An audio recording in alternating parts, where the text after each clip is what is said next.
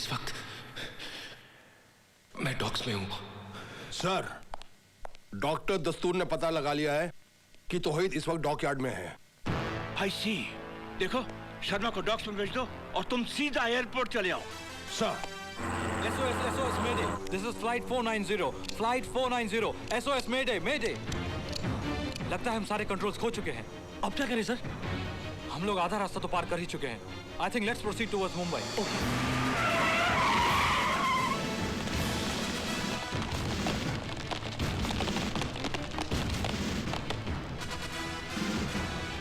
बाबा मेरा भाई यहीं कहीं कंटेनर्स के आसपास होगा।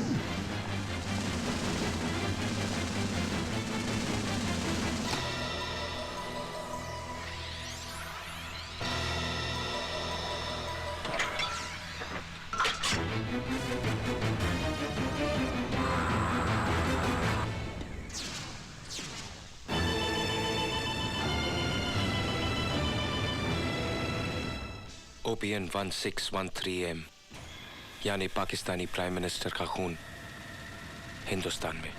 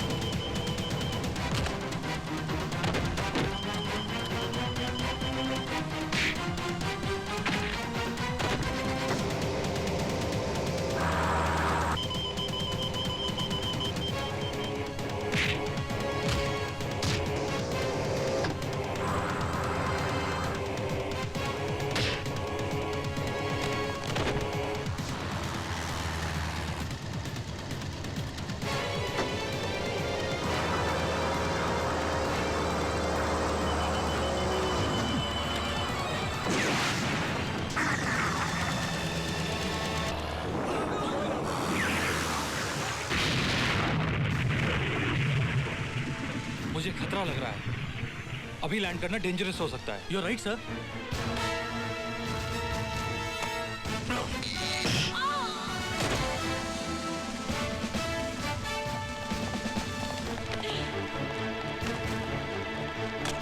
नहीं बेटे नहीं। नहीं भैया, मत पुकारो मुझे भाई कहकर। तकलीफ होती है। रिश्तों की जंजीरों से तो बचपन में ही आजाद कर दिया गया था मैं। घर की जगह ट्रेनिंग कैंप, खिलौनों की जगह हथियार, दिल सांस लेने का पुर्जा और दिमाग तबाही मचाने वाली एक मशीन है मेरे लिए। और मशीनें जज्बाती नहीं होती। तौहीद को सिर्फ उसका मकसद प्यारा है, मकसद जिसके लिए मैंने अपनी रोशन तक को खो दिया। किस मकसद की बात कर रहे हो तुम? दो मुल्कों को लड़वाने को मकसद कहते हो? लाखों बेगुनाह इंसानों की बलि चढ़ाने को मकसद कहते हो तुम? क्या पाओगे ऐसा करके? लाशों के ढेर पर खड़े होकर अपनी शैतानियत का ऐलान करोगे कि देखो, इस तबाही का जिम्मेदार मैं हूं, इस जमीन की छाती को लहूलुहान मैंने किया। ये कैसी भूख है जो रोटी की बजाय सरहदों को निकलना चाहती है। वो खुदगर्ज जो जंग चाहते हैं उनका कुछ नहीं जाता बेटे। तबाह तो वो लोग होते हैं जिनकी सुबह रोटी की तलाश में शुरू होती है और रात थकान के बिस्तर पर। मुल्क चाहे जो भी हो, उसमें रहने वाला एक भी इंसान नहीं चाहता कि जंग हो। और जब मुल्क जंग लड़ रहे हैं, उनका अंजाम दुनिया देख रही है।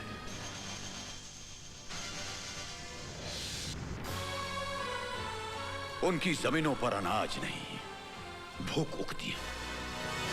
दरख्तों पर फल नहीं, बारूद की धूल मिलती है। जो मर जाते हैं उनकी आंखें कांधा देने वालों के इंतजार में खुली रहती हैं, और जो बच जाते हैं वो इतने सहमे हुए रहते हैं कि माचिस की एक तीली जलने पर कांप उठते हैं। वो अगर मकसद की बात करते हो तो रोको, रोको उन आर्यों को जो इंसानियत की जड़ें काट रही हैं, और काट डालो उन हाथों को जो मौत का सामान बांट रहे हैं। भाई!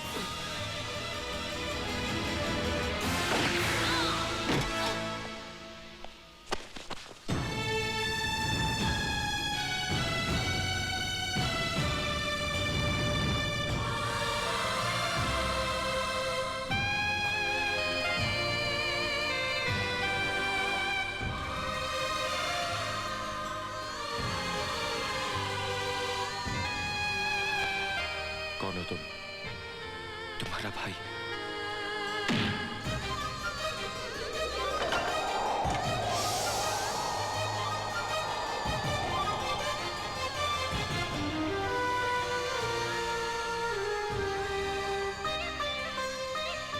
तुम दोनों बचपन में मुझे इसी तरह सताया करते थे। बोलना, भगवान के लिए बोल, मेरा राजू कहाँ है? बोलना। हम दोनों लकीर के आर पार जरूर खड़े हैं,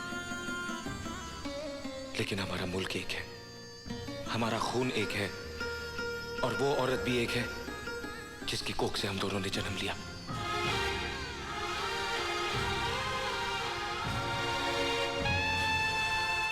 ये खून मेरे जिस्म से पहले क्यों नहीं बहा? कम से कम तुम मुझे अपने सीने से तो लगा लेते।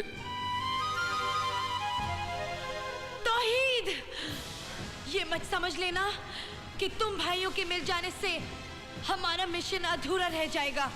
वजीर आजम मरेगा, जरूर मरेगा, और अब इस कारनामे को एयरपोर्ट पर जब्बार अंजाम देगा।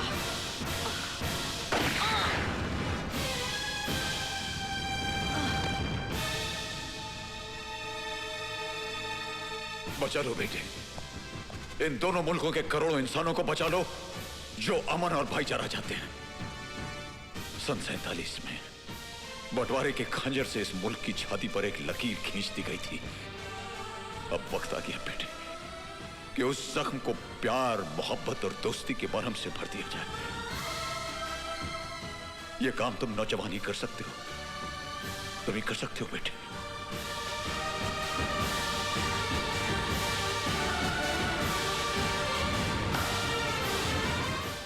क्या कह रहे हो Sharma? Come on, give me the phone. Yes Sharma, बोलो। सर, पाकिस्तान के प्राइम मिनिस्टर के प्लेन पर मिसाइल से अटैक हुआ, लेकिन वो बच गए। उन्हें एयरपोर्ट में भी खतरा है सर। व्हाट? हमारे क्लियरेंस के बिना प्राइम मिनिस्टर का प्लेन भारत आया कैसे? गुल अफगान। जनाब,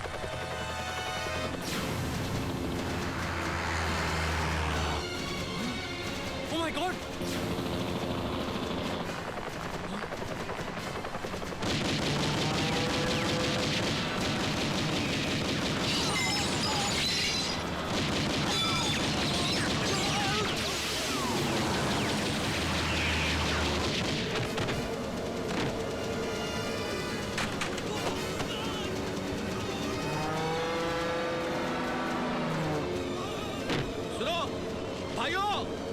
भाइयों अपने भी सीट बेल्ट पहन लो।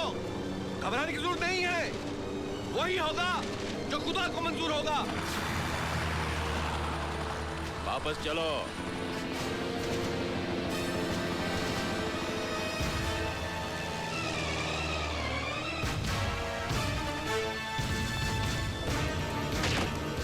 वजीर आजम साहब, आपकी मौत तय है।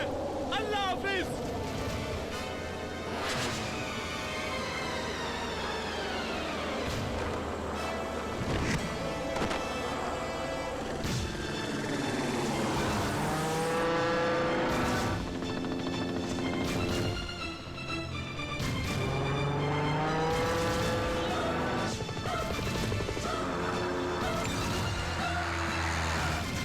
थोड़ा नीचे।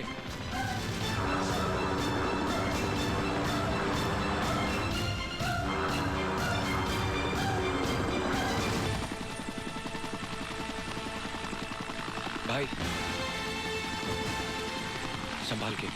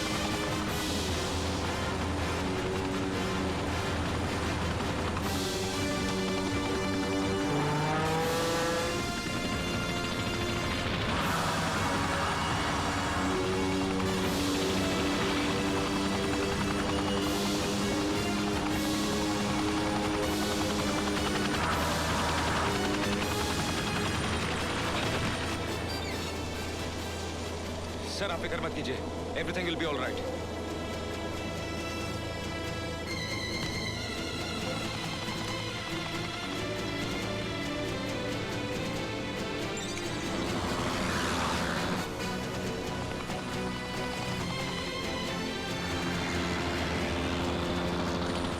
अजय, हेडफोन्स।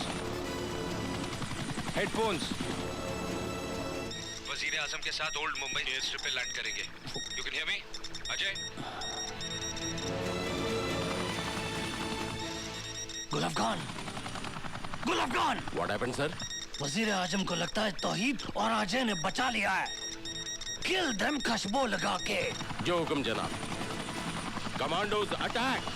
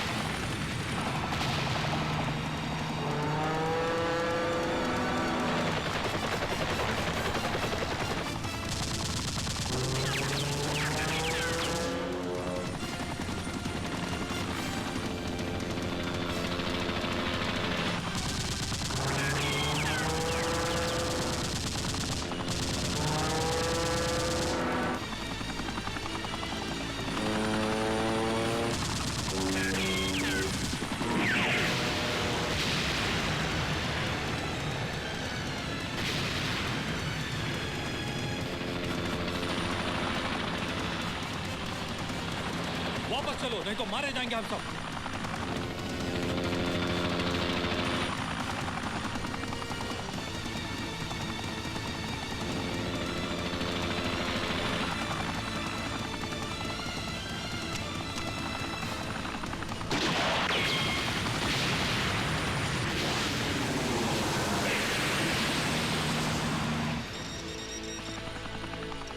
गुल अफगान, मर जाओ या मार दो खुशबू लगा के।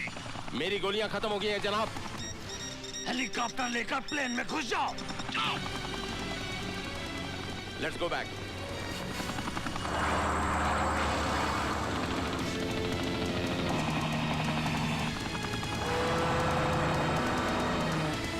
हेलीकॉप्टर को घुसा दो प्लेन में।